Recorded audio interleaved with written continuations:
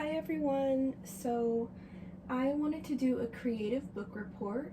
So I created something that kind of represented the 6 children and everything that they had to go through. I wanted to display their names on sort of like a gate as a representation of them being locked out, barbed wire. Some kids experienced no electricity for weeks, even years, and that's kind of why I wanted to display a lantern on top as well. So I read the book Survivors of the Holocaust, True Stories of 6 Extraordinary Children, and each of the names are up here on my display, and I'm going to be talking about each child a little bit. This book is a real tearjerker. It's horrible to read about what they have gone through and how they still remember for as young as 8 years old in preschool experiences. But these are all testimonials of the survivors around 1933 and 1945. So we'll start off with Trude. Trude was extra heartbreaking to me because Trude was still talking about wanting to find her mother, and she was still so distraught about not ever finding her mother. And almost all of these children are missing more than half of their family. They were killed. So Trude's experience started in 1938, and she remembers her radio going off in the dining room and then hearing her father scream, and usually that meant for them Hitler's speeches. So imagine being a regular child, instead of being excited to listen to some music, you have to be afraid and scared to hear what Hitler's going to be speaking about next. So the soldiers usually came at night, and their family knew this, and Trude talks about having anxiety, always feeling unsafe in her own home. And one night, Trude was led to leave her home in a taxi. So her parents made her go in a taxi and leave. She never saw her parents again after that. She didn't know where she was going, and she remembers a lot of things she said, but she doesn't remember if she kissed her parents goodbye or anything. She probably shut it out, which is so horrible. And Trude went to a new foster home, so they sent her away so she can be safe. She had a new home, new food, and she didn't even know English. So imagine being sent to a new home without your family, not knowing what happened to your family. And I believe she was around the age of 9. So between that time, at 9 years old, in the span of 4 years, she went to at least 15 to 20 different homes.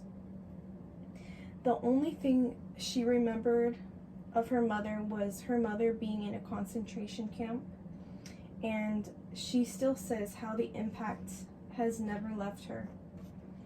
And she said that in the book it said that she heard of another person's testimonial that might have been connected with her mother, and if they were connected with her mother, then her mother was most likely killed or shot.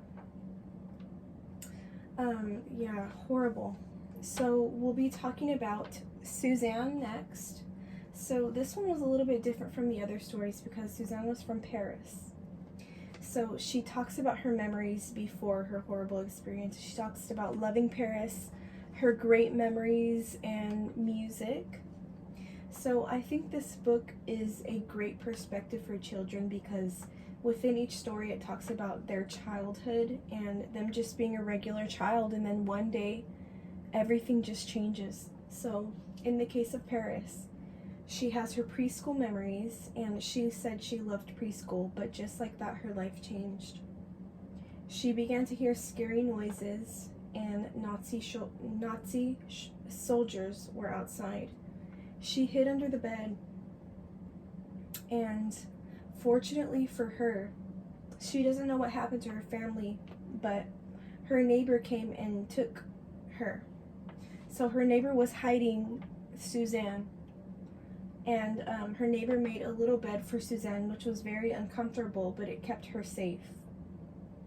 At this point, she never saw her parents again. She was at her neighbor's for weeks. There were German soldiers everywhere, so she had to hide. She experienced no electricity and no water, so she was sent away to a new home to keep her safe. And this is what this lantern reminds me of, is she had no electricity, so she went from being with her family to her neighbors hiding for weeks, and now she's at a new home where she was lonely. She didn't know what happened to her family. She was there by herself, and no electricity, no water. What's very sad is she talked about in the book her experience sleeping with goats. So she said the warmth of the goats really comforted her, and that she would cry, but there was no use in crying because no one heard her, no one cared.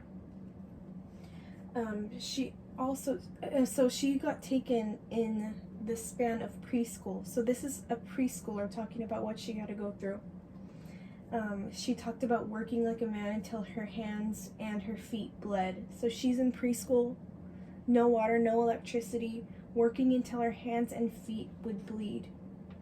No one knew anything about what was going on. They had no radios. They were just hiding in the middle of nowhere. So no one knew if the war was ended. No one knew if they were safe, if they can come out. So they were just trying to live as best as they could. So Suzanne was eventually saved by the Red Cross to England, where she was able to be safe and live freely. Horrible. Okay, let me grab Eric. So Eric is one of the few that actually was in a concentration camp and talks about his experience at 15 years old. A common factor that I recognize throughout these stories is they all mention the heat. A lot of them talked about how hot it was, and for Eric's case, how hot it was in the concentration camp. So Eric was only 15 years old when he was taken from Poland. He was mentioning it being so hot in the camp. There were no windows where he was. He said in his experience, they were organizing the people, and the fit men would either go to the left and the right. And fortunately for him, he went in the group that they didn't gas chamber.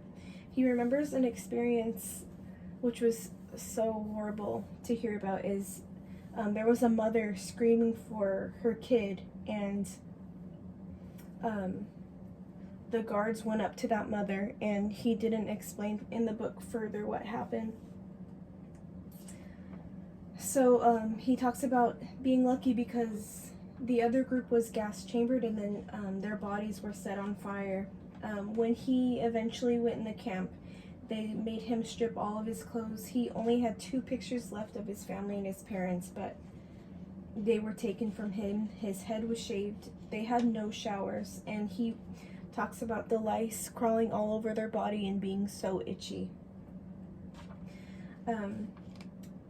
He talks about all the men that were squished together in such a small space. There were 1,000 men in one area, and there were 10 people per bunk. And keep in mind that these bunks were only meant to hold 1 person. So 10 people per bunk for a bunk that holds 1 person. He explains the experience of people dying next to him, and they weren't allowed to shower. They didn't have any showers, but when they did, which was very rare, there was only 5 buckets for 1,000 men. He talks about him and his experience looking like skin and bones, because all they had to eat was a piece of bread and burnt wheat coffee for years. Now, in his interview and testimonial, he talks about the only thing having the only thing he has left from that time is his left arm tattoo. But fortunately for Eric, he found his sister 2 years after the war. And only 40 people survived from Eric's hometown.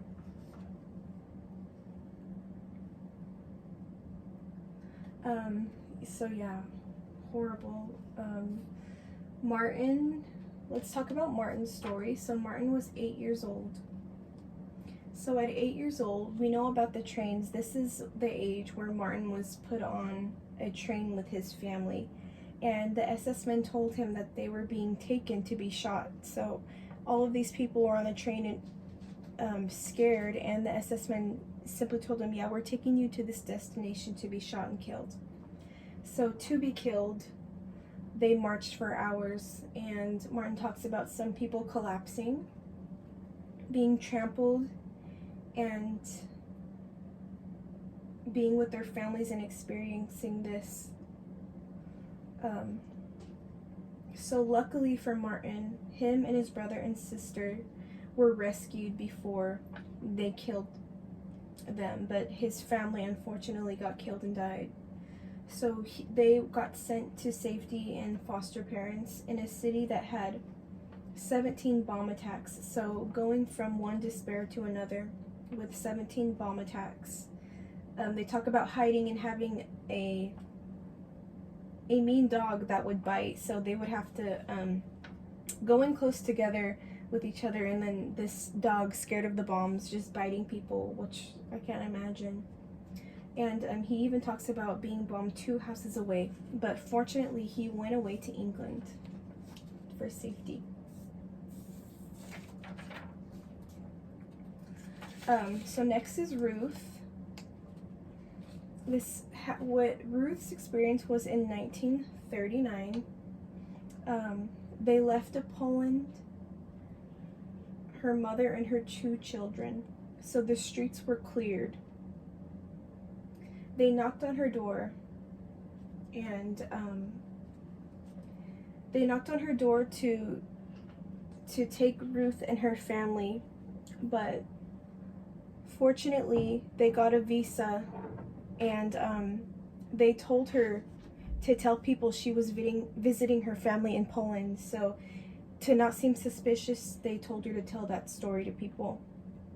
And she talks about being in the train and the guards flirting with her mother, so fortunately they didn't ask any of them for their papers. They went to England as their destination, and she mentions in the book her mother telling her, you know, we made it to England when it's raining. And it started raining, and Ruth was explaining how happy she was.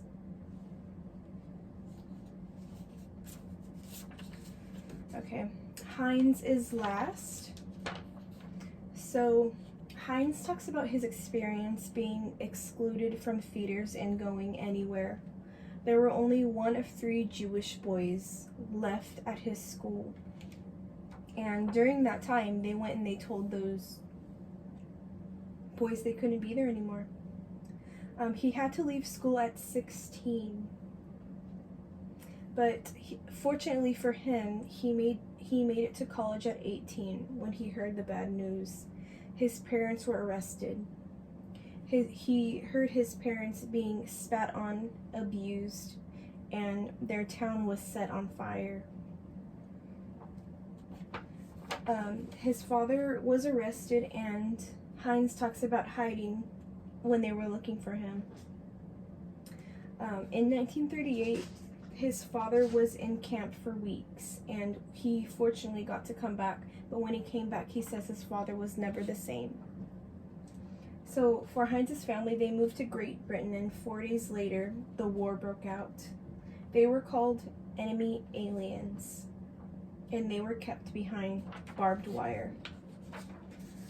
So these are very heavy and unfortunate stories, but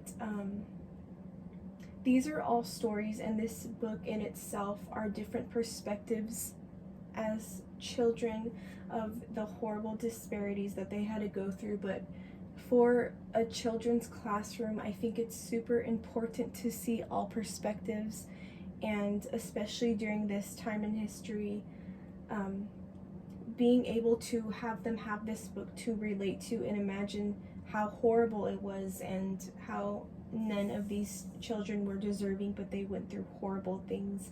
And I think one of the most beneficial ways that this author writes the book and describes their testimonials is starting off with a normal childhood experience, so that if even us imagining ourselves as children, and children who read this book can just imagine themselves in each character's story, and just not even being able to imagine if they had to go through any of these things. So yeah, I tried not to cry throughout this book, but all of these children who grew up now are truly extraordinary. The title hits the nail on the head, and for anyone reading this, the last page in the book will kind of encourage you, because a lot of them were super successful, went to college, got married, had children. So yeah, thank you guys.